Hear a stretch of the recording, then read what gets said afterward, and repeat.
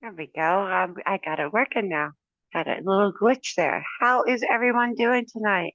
It's Robin. I am back with the video that I promised. I just got done making dinner and cleaning up that mess and taking my medicine. So I've been sick for a couple of weeks, so you haven't seen much of me. I did a video earlier with Brooke Adams. If you didn't see that, hop on over and check that video out. And I promised the recipe for my elderberry syrup. Now, I am going to do a little cheat sheet because I'm not feeling well and I don't feel like standing over the stove. I'm not up for it. But I did have some elderberry tincture in my fridge that I made earlier in the year. I think it was March. Yes, March. So this does have an alcohol base. You can make elderberry syrup from an elderberry tincture. If you have a tincture and you have small children, you would want to take this and pour it into a pot and bring it to a boil and boil the alcohol out of it. Just bring it to a boil for about 5 minutes and then set it to the side and let it reach room temperature. And then you can add your honey to it. And this tincture can absolutely be used for an elderberry syrup. But we are going to give you the full recipe for those of you who have never made it before. It's very easy to make. You spend more time waiting for it to cool than you do to actually prepare it. So here's a little small one. This one is actually thicker. You could see on the bottom, it's like this one is mixed with honey, which I mix this from this, and this is what I've been using while I've been sick. So I add a little extra, some extra things to mine. I am a certified holistic nutritionist, so I add some extra things to help support my immune system because I am someone who has autoimmune issues. Okay, so let me pull up my other screen so that I can, oh, it's telling me I can't minimize when I'm doing this. Let me see what I can do here. Okay. Maybe I can pull this one up. Let's see. Let me see. I need to work my way around this. Oh, I can't believe this. Okay, here we go. So you'll be able to see me, but I can't see you. Okay. I think we'll find out when it's all over with. All right. So here are the basic ingredients. You're going to start with, first of all, you're going to want a big pot. I usually make at least a double, sometimes a triple batch. This will last in the refrigerator because the recipe I'm giving you has no alcohol in it for approximately 2 to 3 months, a little bit more. You can pretty much tell you will get it'll start to get moldy on the top because remember, there's nothing in it to preserve it. In order to stop that, if you want to, you can add 100 proof vodka or any brandy. I actually prefer brandy. This particular one has vodka because that's what I had in the house at the time. And I don't drink, so I don't have a huge alcohol selection in my house. I have to make sure I go out and buy it special. But you're going to start with a big soup pot and you want some clean water, 4 cups of filtered water or bottled water. Just you can use distilled water if you want to, or you can use tap water, bring it to a boil and sterilize that and set that to the side and then let that cool before you go any further. Then we're going to use 1 cup of dried elderberries for every 4 cups of water. Now, I've also done a 2-4 ratio where you can do 2 cups of dried elderberries to 4 cups of water. It's going to depend on your personal taste because elderberries can have a little bit of a bite to them. They can be a little bit how can I say this? Sometimes a little bit bitter, I guess would be the word. Um, it depends on what your personal taste is. I would suggest you try the 1 to 4 if it's the first time you've ever made elderberry syrup, or if you've never had elderberries before. so that you become accustomed to the taste. I personally like them. I like them a lot. So 1 or 2 cups of dried elderberries for every 4 cups of water. And then a tablespoon of fresh grated ginger, um, 1 cinnamon stick. I usually grate it or break it up into chunks. Doesn't have to be anything fancy or special. You can use 1 teaspoon of ground cinnamon if you happen to have just cinnamon spice in your house. That's absolutely fine. Cinnamon is cinnamon. Just make sure that it's organic. I use everything organic. 5 whole cloves, 1 teaspoon of turmeric, and 1 to 2, I use 2 star anise pods. If you've never seen star anise, it looks exactly like a star. It looks like a little baby starfish, and the benefits are well worth it. We'll get into the benefits a little bit later.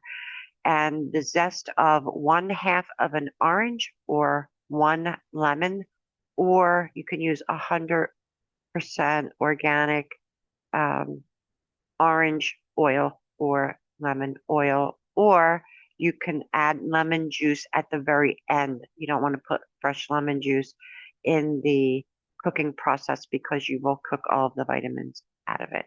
Okay, and we want that for our vitamin C.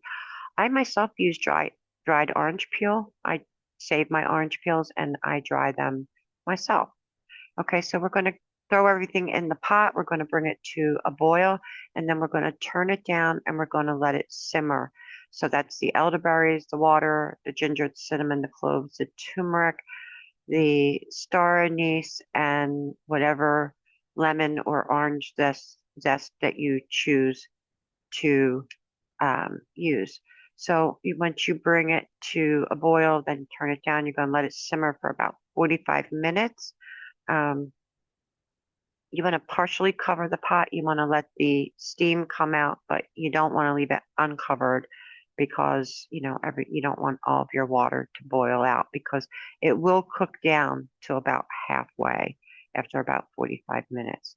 So that 4 cups will become 2 cups. That's why I'm saying if you want to double or triple the recipe, it's absolutely fine, and you will save yourself a lot of time in the future. And I will give you some different ways to store it. So after it cools, you want it to become room temperature. We need it at below 97 degrees because 97 degrees is kind of like the point where if you add honey, if you bring honey to a temperature of over 97 degrees, it loses all of its benefits. And that's the reason we mix honey in there is one for the sweetness of the honey and the taste, but also the antimicro um, bacterial properties, okay, that help keep us healthy. So we want it to be below 97 degrees. You can use a candy thermometer or any kind of thermometer that you have in the house, but usually for something to go that low, you're probably going to need a candy thermometer. They're very inexpensive. You can buy them on Amazon. Okay. Also, you can add a 1/2 teaspoon of green tea powder, or you can add the elderberry syrup itself to a cup of green tea. That will add to the benefits. A teaspoon of sunflower lecithin. Um, that's an emulsifier. That is optional. I do it because I like the extra added health benefits. Also, 5 to 10 drops of vitamin E oil. Now, be mindful, this is after it cools, okay? We don't want to cook out all of the vitamins that we're trying to add into our body. And 1 to 2 teaspoons of liquid B complex vitamins. Um, that's for every 4 cups, okay? And as an option, if you're someone who has asthma or a lot of congestion, or lung problems in general. Like I have some asthma and I'm very prone to bronchitis and pneumonia. Um, that 1 drop of oregano, and it will change the taste a little bit, but it not enough that the benefits are worth the little bit of difference in the taste. And the honey covers up a lot. Okay. So after we bring everything to a boil and simmer for the 45 minutes, you're going to want to strain it because we do not want to eat the skin of the berry. The skin of the berry is not healthy for you. It will upset your stomach and it has a bitter, bitter taste. Okay, especially for children, it'll really upset their stomach. Um, you won't want it. It tastes nasty, really nasty. And it's hard to believe that something so good comes out of something that has a skin it's kind of tough and chewy and just not good at all. Okay, so we're going to want to strain everything once we get it to a temperature. You don't want to be mindful that it doesn't splash up and burn you, so you want to let it cool off as much as possible because you're going to need to be able to touch it as well. And we're going to line a strainer. Um, I use like something you would use like to sift, the real small strainer. You're going to line that with cheesecloth and you're going to slowly pour it through that cheesecloth. Underneath, you want to put that in. I use a big clear glass mixing bowl and I strain it into that mixing bowl. And I strain mine at least twice, sometimes three times. We want to make sure we get all of the skins and all of the sediment from the berries out of the liquid. Okay, and you can store it in any clear glass jar like this. This is just an old pasta sauce jar. Just sterilize it, run it through the dishwasher, let the jar dry. You want it to be fully dry before you put anything in there. Okay, and that's pretty much it. And then once it becomes room temperature, you can mix in the honey. It's 1 cup of honey for every um, every batch. Okay, so that remember that 4 cups of water will cook down to about 2 cups when it's done. So it's kind of a 2-to-1 ratio is what you want.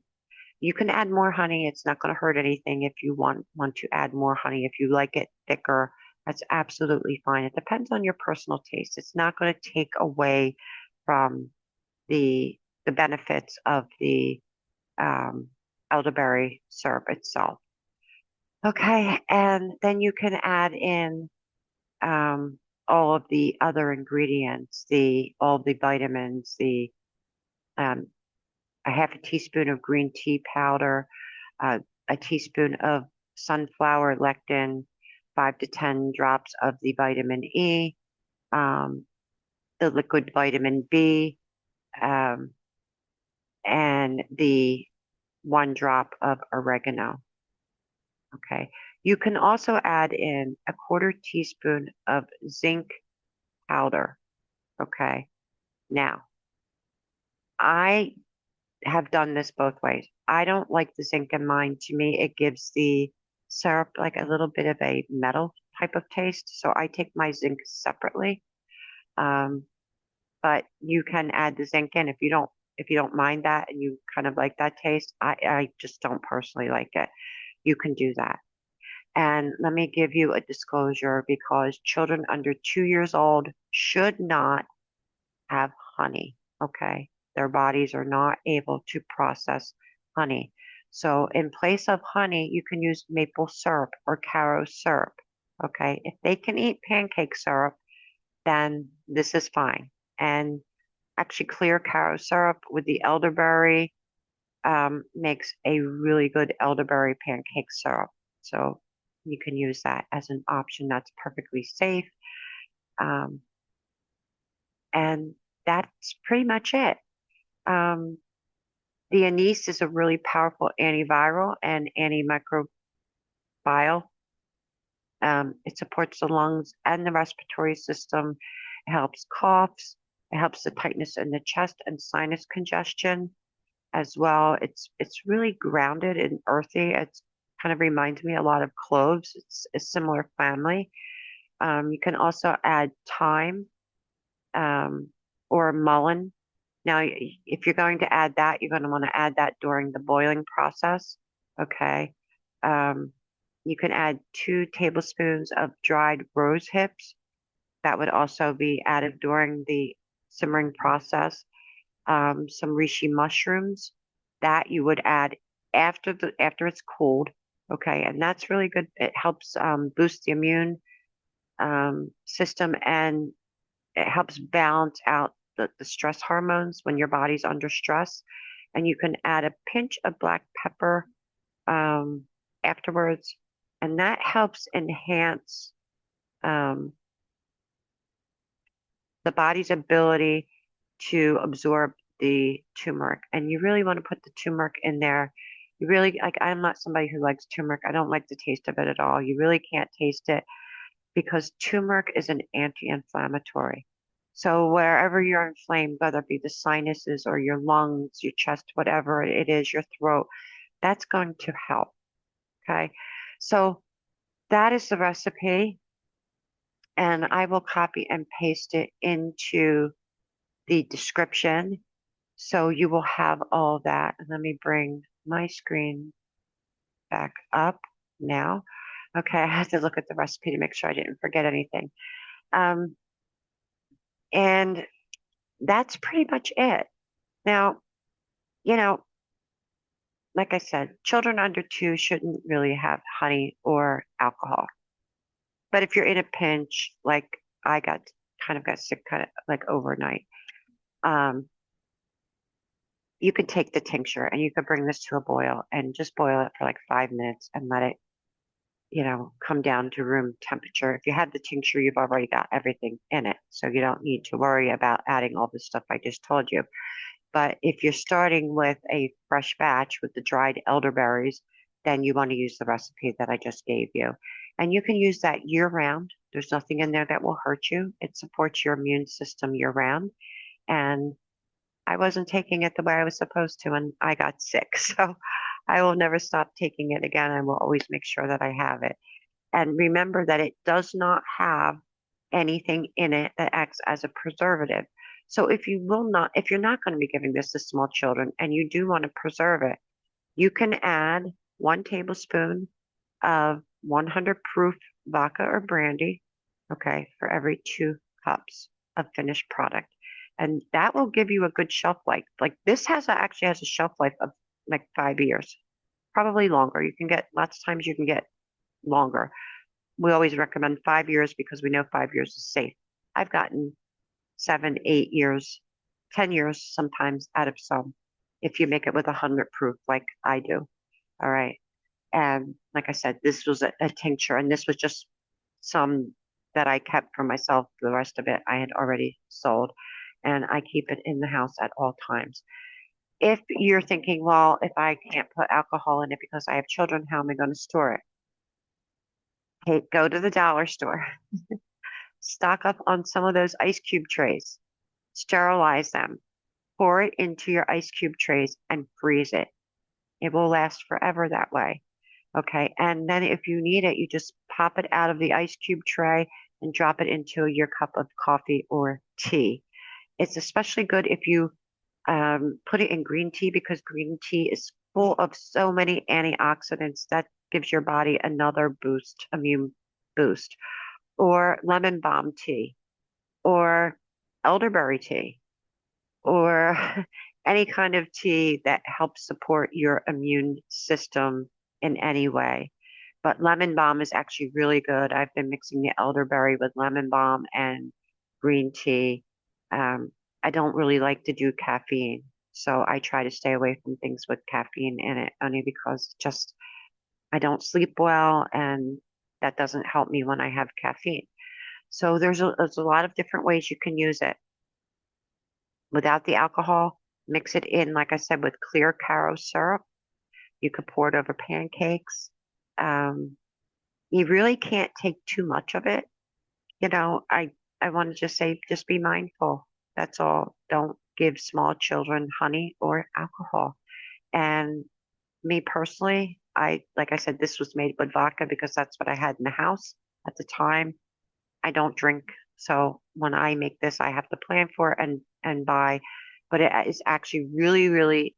I I think that brandy enhances the flavor more, especially like a blackberry brandy or a peach brandy. It seems to mix really well with blackberry brandy.